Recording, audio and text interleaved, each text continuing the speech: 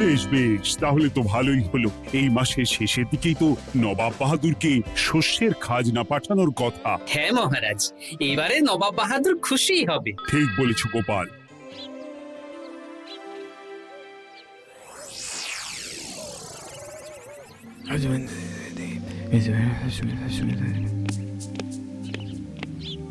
প্রণাম খাম্বাজরাজ। ওই তো কৃষ্ণনগরের মন্ত্রী চলে এসেছে। ও, এর কথাই তুমি বলেছিলে? হ্যাঁ, ওই রাজ্যের সব খবরাখবর আমায় দেয়। ইনি কে? ইনি হলেন জমিদার কেশকান্ত বর্মন, আমার রাজ্যেরই দক্ষিণ পশ্চিম গ্রামের জমিদার, আমার প্রিয় বন্ধু। নামটা বেশ অন্যরকম, কেশকান্ত। আসলে ওদের বংশ পরম্পরায় সকলের উন্নত ঘন কেশ আছে, তাই ওদের পরিবারের সবারও নামে একটা করে কেশ আছে। আমি খাম্বাজ রাজের সৌমিত্র এবং সুপরামর্শদাতা। কিছুদিন আগে আমার মাথায় খুব খুশকি হচ্ছিল, মাথার চুল পাতলা হয়ে আসছিল। কিন্তু আমার পরামর্শে একটা তেল মাখতেই মহারাজের মাথার চুল এখন ঘন হয়ে উঠেছে, আর কোনো সমস্যা নেই। বাহ বাহ বাহ, ভালো ভালো ভালো। এবার তাহলে কাজের কথাটা বলে দিন। এবারে তো শুনলাম তোমাদের রাজ্যে অনেক ধান উৎপাদন হয়েছে, তাই স্বাভাবিকভাবে নবাব বাহাদুরের কাছে রাজস্ব অনেক বেশি দেবে, কি তাই তো? হ্যাঁ, এবারে রাজস্ব দানে কৃষ্ণনগরই প্রথম হবে। না, তা হবে না। নবাবের কাছে অত ধান পৌঁছবে না, এমনকি কৃষ্ণচন্দ্রের কাছেই চাষিরা বেশি ধান রাজস্ব দিতে পারবে না। সেটা কি করে হয়? পাকা ধানে মই দিতে হবে।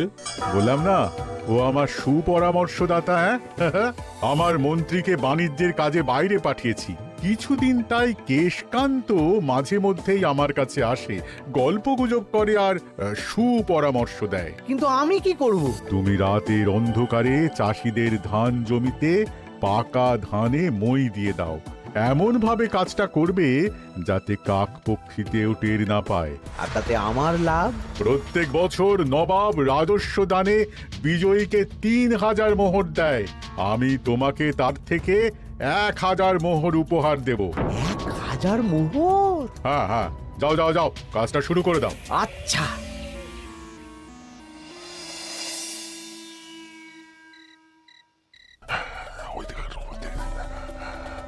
তাহলে আর দেরি কেন, মন্ত্রী মশাই কথা মতো কাজ শুরু কর। হ্যাঁ চল।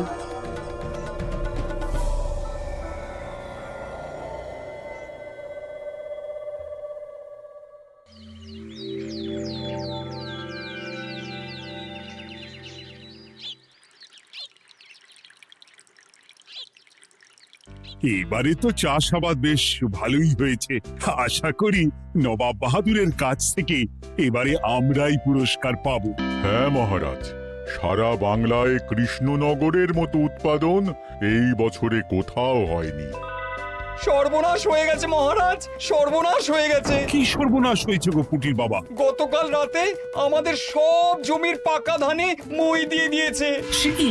এবার আমরা কি করব মহারাজ? কাদের কাদের জমিতে হয়েছে এসব? যেই জমিতে তাকাবেন সেই জমিতেই এই কাণ্ড, ধান ঝরে সব মাটিতে পড়ে আছে। এবার আমরা কি করব? হায় হায় হায়, এবার আমাদের রাজ্যের কি হবে? নবাব বাহাদুরকে তো জবাব দিতে পারবো না। বড় বিপদ হয়ে গেল, রাজ্যে গ্রহের প্রকোপ নেমে এলো। ও, আর কদিন পরেই আমার টেকে আসবে 1000 মোহর। ঠিক আছে, তোমরা সবাই এখন বাড়ি যাও। না, আমার মন মেজাজ ভালো নেই।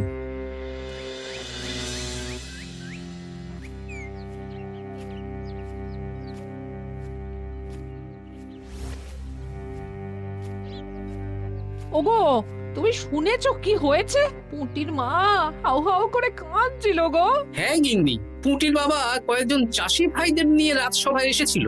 শুনলাম রাতারাতি কে বা কারা চাষ জমিতে পাকা ধানে মই দিয়েছে। কত বড় সর্বনাশ হয়ে গেল বলো, কি হবে গো? কি যে হবে ভগবান জানে। বলি তুমি পারলে না পুঁটিদের একটু সাহায্য করো। হ্যাঁ, আমি মনে মনে ভেবেই রেখেছি বুঝলে, এবার বেতন পেলে পুঁটিদের বাড়িতে মাসোহারার জিনিসপত্র দিয়ে আসবো। নবাব বাহাদুরের কাছে মহারাজ খাজনা কিভাবে দেবেন? সেটাই তো বুঝতে পারছি না। আপনি এত চিন্তা করবেন না, রাজবাড়ির ভাড়ার থেকে আপাতত কিছু বস্তা ধান পাঠানোর ব্যবস্থা করুন, তারপর নবাব বাহাদুরের কাছে গিয়ে বলবেন, আস্তে আস্তে সব দিয়ে দেবেন মহারাজ। তাই করতে হবে, তাছাড়া তো আর অন্য কোনো উপায় দেখতে পাচ্ছি না। কিন্তু এবারে আর আমাদের মান রক্ষা হবে না। দেখি 2-1 দিনের মধ্যেই যতটা সম্ভব ভাড়া থেকে ধান পাঠানোর ব্যবস্থা করব।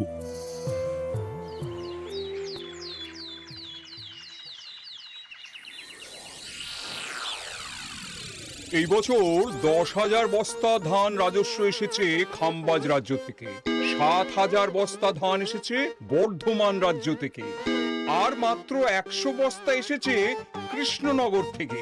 তাই এবছরের বিজয়ী রাজ্য হচ্ছে খাম্বাজ রাজ্য। খাম্বাজ রাজ্যের রাজার হাতে 3,000 মোহর উপহার হিসেবে তুলে দিচ্ছেন। আর কৃষ্ণচন্দ্র, তোমার রাজ্যের এরকম হাল কেন?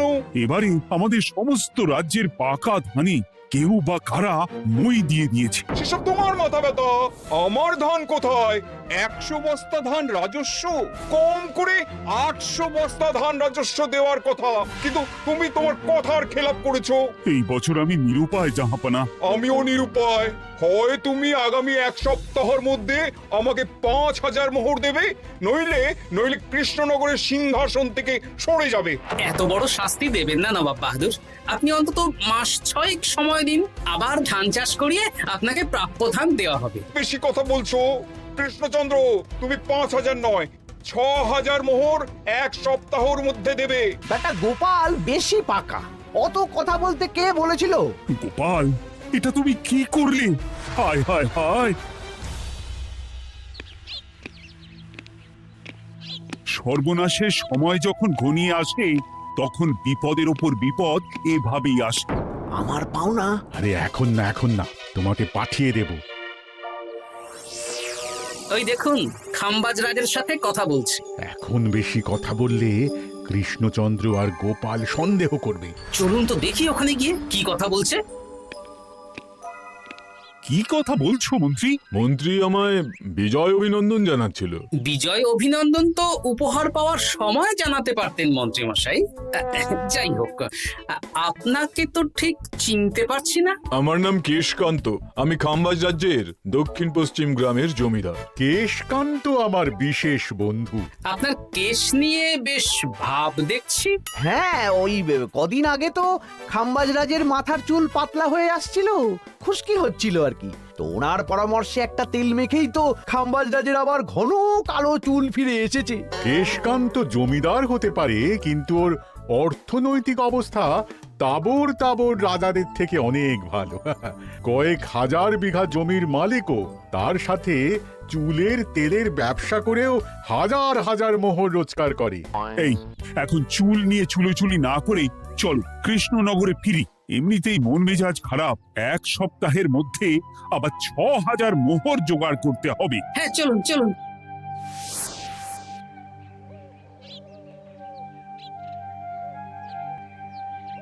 আচ্ছা মন্ত্রীমশাই, আপনি এই কেশকান্ত জমিদারের ব্যাপারে এত কিছু জানলেন কি করে?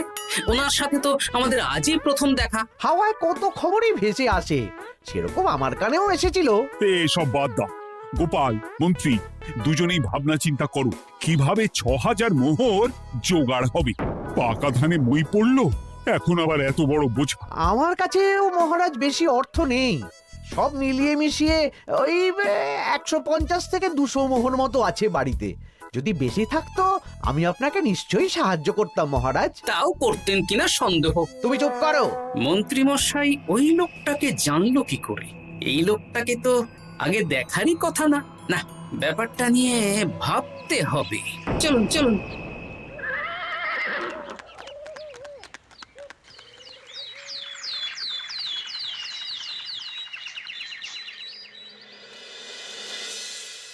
বুঝলে গিন্নি, 1 সপ্তাহের মধ্যে মহারাজকে 6,000 মোহর জোগাড় করতেই হবে, নইলে সিংহাসন ছাড়তে হবে। এখন কিন্তু আমাদের উচিত মহারাজের পাশে দাঁড়ানো। কিছু ভেবেছো কি? আপাতত আমার বিয়েতে পাওয়া আংটি বন্ধক রাখবো, আর তুমি যদি...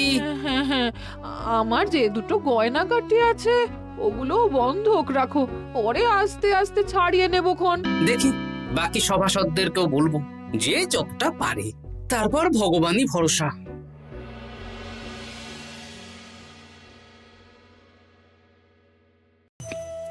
আপনি এত চিন্তা করবেন না মহারাজ। চিন্তা না করে কি আর কোনো উপায় আছে?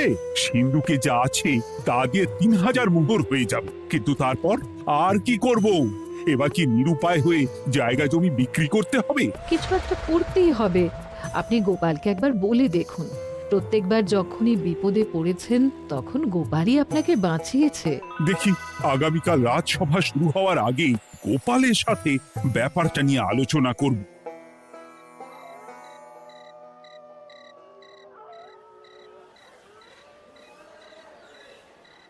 এই যে শ্যাকরা, কি করছো?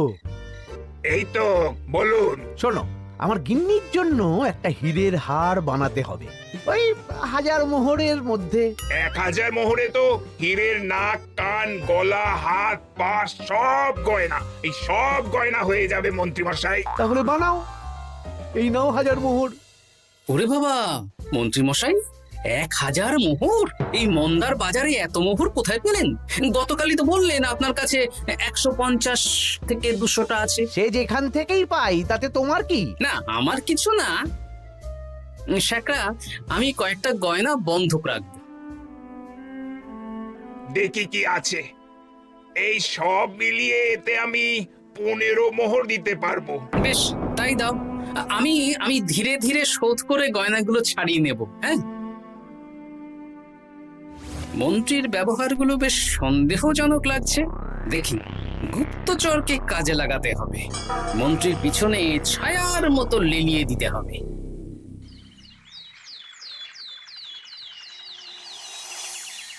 মহারাজ, আমি চেষ্টা করছি আপনার এই মোহর কিভাবে জোগাড় করা যায়।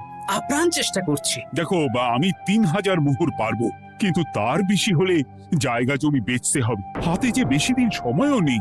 আচ্ছা মহারাজ, দেখছি। তবে মন্ত্রীমশাই চাইলেই আপনাকে 1000 মোহর দিয়ে সাহায্য করতে পারতেন, কিন্তু উনি তা না দিয়ে ওনার গিন্নির গয়না বানাচ্ছেন, হীরের গয়না। কি মন্ত্রী তো কালকেই বলল ওর কাছে 150 থেকে 200 মোহর আছে মাত্র। 1000 মোহর কোথা থেকে পেল? সে উনিই জানেন। তবে তার খবর খুব তাড়াতাড়ি আশা করি পেয়ে যাব মহারাজ।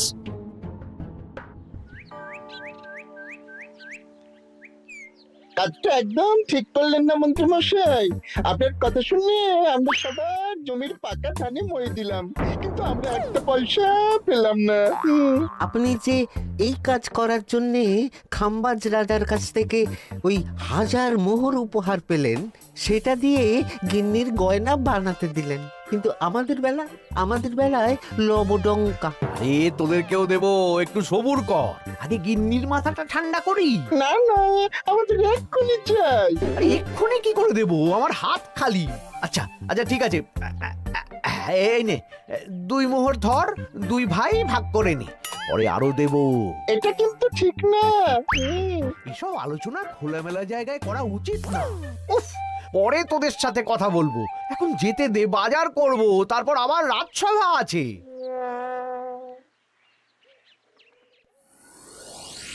আচ্ছা, এই ব্যাপারটা মহারাজকে আর গোপাল দাদাকে জানাতে হবে।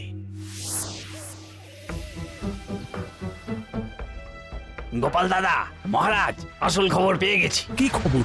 আমি একটু আগে শুনলাম। কাজটা একদম ঠিক করলেন না মন্ত্রী মশাই।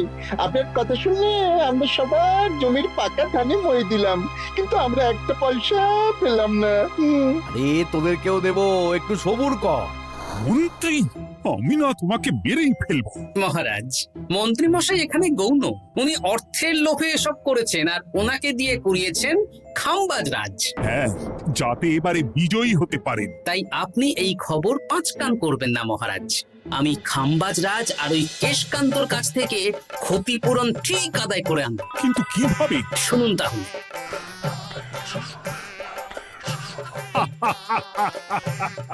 দারুণ বুদ্ধি। তাহলে এখন আসি মহারাজ, কাউকে কিচ্ছু বলার দরকার নেই। আপনি শুধু আগামীকাল সন্ধেবেলা খাম্বাজ রাজের দরবারে চলে আসুন, পারলে নবাব বাহাদুরকেও সঙ্গে করে নিয়ে আসুন। হ্যাঁ,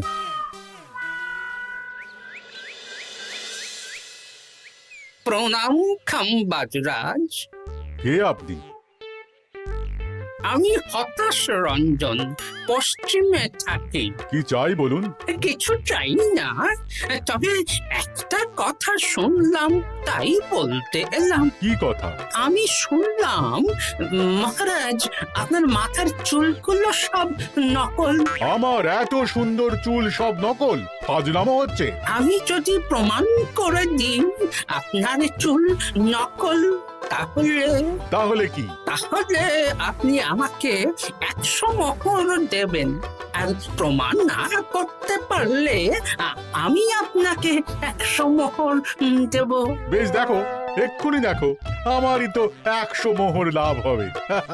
এখন না, এখন না, আজ সন্ধে বেলায়। বেশ বেশ, তখনই এসো। এবারে জমিদার কেশকান্তর বাড়ি যেতে হবে।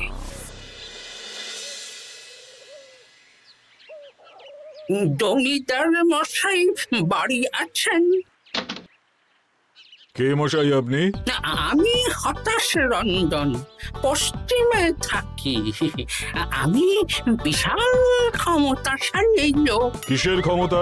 আমি রাজরাজাদের মারধর করি, চুল ধরে টানি, শাস্তি দিই। এসব কি উল্টো পাল্টা বলছেন? খাম্বাজ রাজ আপনার বন্ধু না? হ্যাঁ, প্রিয় বন্ধু। ওনাকেও আমি আপনার সামনে চুল ধরে টানবো, কিন্তু উনি কিচ্ছু করতে পারবেন না।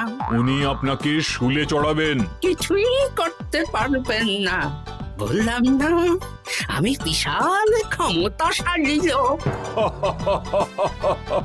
বিশ্বাস হচ্ছে না তো?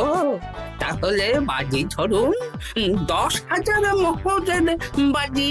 10,000 মোহরের বাজি? হ্যাঁ, আজ আমি খাম্বাজ রাজের রাজবাড়ি যাব, আর আমার শক্তি প্রদর্শন করব। ওনার চুল ধরে টানা হেঁচড়া করব, ওনাকে আহত করব, কিন্তু উনি আমাকে কিছুই করতে পারবেন না। বেশ রাজি, বাজি 10,100 মোহর দিতে পারবেন তো? হ্যাঁ, আমি বাজি হারলে আপনাকে দেব 10,100 মোহর।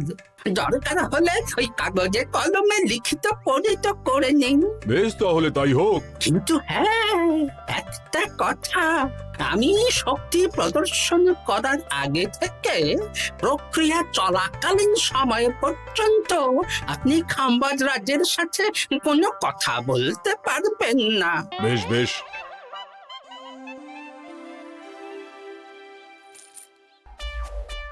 তাহলে শুরু করি। শুরু করো। এবার আমি প্রমাণ করেই ছাড়বো।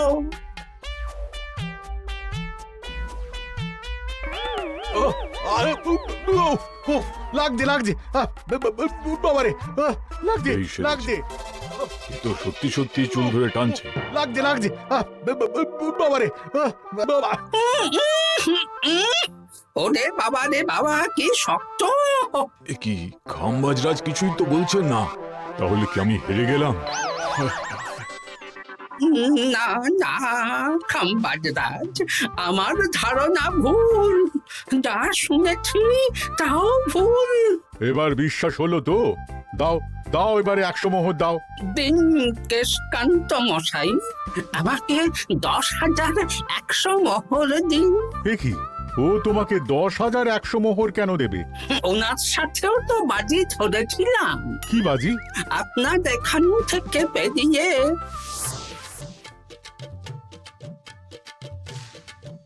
এবারে দিন তো দেখি, সব কাগজ কলমে লেখা আছে। এই নাও। হায় হায় হায় হায়। সাবাস গোপাল, সাবাস, তুমি আমার মুখ রক্ষা করেছো। গোপাল, কৃষ্ণচন্দ্র, নবাব বাহাদুর, আপনারা? হ্যাঁ, আমি গোপাল। এটা ছাড়া আর কোনো উপায় ছিল না খাম্বাজরাজ। আপনি আমাদের মন্ত্রীর মাথা খেয়ে যে জঘন্য কাজটা করিয়েছেন, সেটা তো আর প্রমাণ করতে পারতাম না। তাই ছলে বলে কৌশলে আপনার প্রিয় বন্ধুর কাছ থেকে আদায় করে নিলাম। হ্যাঁ নয়, হ্যাঁ।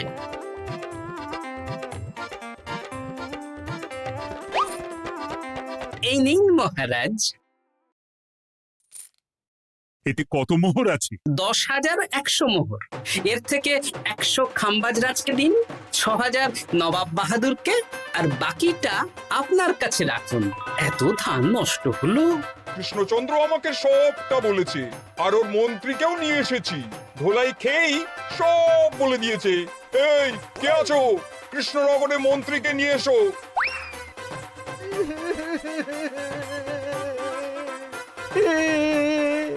মার খেয়ে আমি সব বলে দিয়েছি খাম্বাজ রাজ। উদ্ধার করে তো জাহাপানা, আমাকে ক্ষমা করে দিন। এর কোনো ক্ষমা নেই। তোমাকে আমি কারাগারে বন্দি করব। হায় হায় হায়, সামান্য টাকার লোভ করতে গিয়ে পুরো মাঠে মারা গেলাম।